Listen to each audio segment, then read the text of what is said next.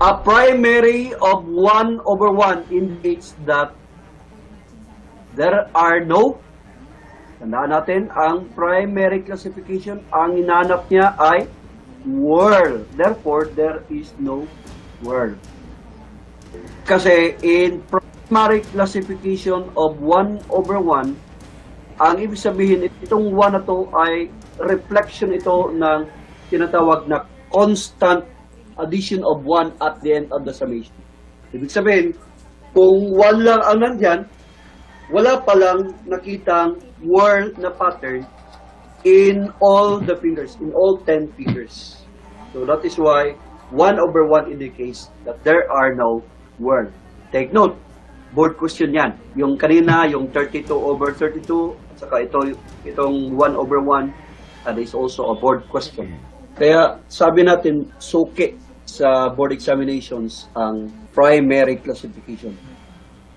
A professor of anatomy at the University of Bologna,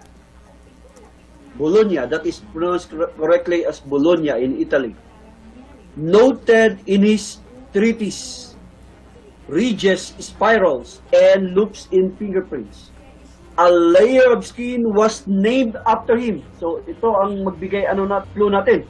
A layer of skin was named after him. So that so-called 1.88 millimeter thick na layer of skin.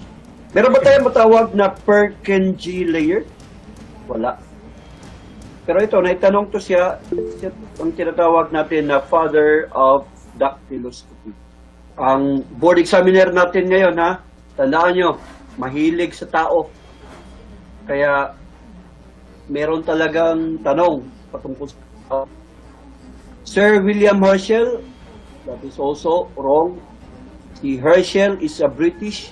We are talking of University of Bologna. We are talking of Italian. So, si Sir William Herschel, tinawag din siyang father of chiroscopy.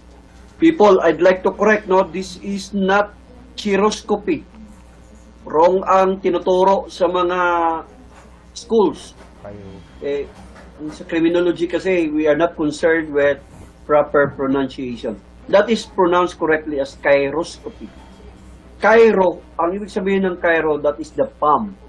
That is why when we have a profession na yung mga hilot, no? Professional hilot, they are termed as chiropractor. The same word with chiroscopy. That is why would you pronounce this one chiroscopy while the other one chiropractor? So the pronunciation is chiroscopy. So Dr. Henry Folds, mali din yan. So ito siya na-assign sa Japan. British to siya pero na-assign siya sa Japan. But pinupush to siya na siya dapat ang tawagin na father of fingerprints. Ang tamang sagot natin ay si Marcello Malpighi. Pronounced correctly as Marcello because sa Italian, pag may C tayo, that is pronounced as CH. So kaya che, Marcello. So pag sinabing dulce, yung candy natin, no? That is pronounced as dolce. So matamis, dolce. Malpighi, ito ang proper spelling. Hindi yung makita natin sa libro na PHI at saka ganyan. Ha? That is a wrong spelling. The correct spelling is Malpighi. Hindi siya PG. That is pronounced correctly as Piggy. Piggy. A hard letter G. Hindi soft letter G. So, si Marcello Malpighi sa isang board question din, tinawag siya na grandfather of dactyloscopy. Let us move to number 11. A recurve is said to be sufficient when it has, in the fingerprint parlance, there cannot be a recurve unless there is a turning back. Ang pagbalik, tinawag siyang again. Ang pag-curve, pabalik, kung saan siya pumasok, dito siya side na pumasok, nung nag-curve siya, bumalik siya from where the reeds starts to flow. So recurve. A recurve is said to be sufficient. So kung tingnan natin dito, merong rule na sinasabi na for the recurve to be considered as sufficient, you have to draw imaginary line across the shoulders. So ito siya ang tinatawag na shoulders. So dito ka titingin, dapat wala daw tinatawag na ang sagot dito. It has sufficient when it has no appendage at right angle. So dapat daw, wala daw nakatayo na straight na ridge. Mula dito ha, from the point of imaginary line, dito sa outside. Ganyan, o di kaya ganyan, o ganyan. So wherever it will appear na merong nakatayong ridge or yung tinatawag natin na appendage or yung tinatawag na abutment. So that is letter D. Number 12. A second classification system currently in use in the United States. That the answer to this one is National Crime Information Center. Ito siya ang pinakabago na system of classification. Just to get back our discussion, nakabase siya sa symbol. Like for example, when we talk of arch, alam natin ang arch, there are two. The proper way of pronouncing the word is arch. That is not arc. That's wrong pronunciation. That should be arch. So, dalawang klase ang arch. You have the plane. Ang symbol ng planes in CIC classification ay double A, capital letter A. And then we have centered, so double capital letter T. And then when we talk of loop, so alam natin, there are two types. We have the ulnar. Ano symbol dito? The ridge count.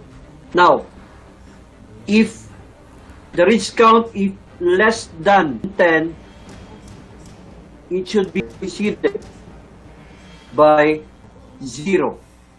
Kasi, ang sa NCIC classification pala, bawat finger ay represented by alphanumeric characters.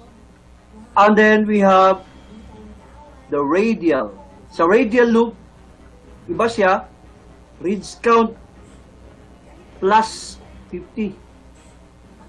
So, kung ano yung ridge count niya, plus 50. So, malaman mo na kagad na ang pattern ay radial loop sa isang classification kung ang number ay nakalagpas, no? Lagpas sa 50. That is talking of radial. And then, we have the whirl pattern. So, in the case of whirl, we have the first one, the plane whirl.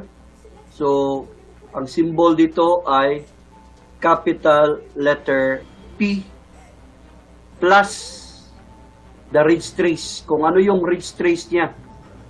So, for example, kung outer, meeting, or inner. So, whether PI or PO, example.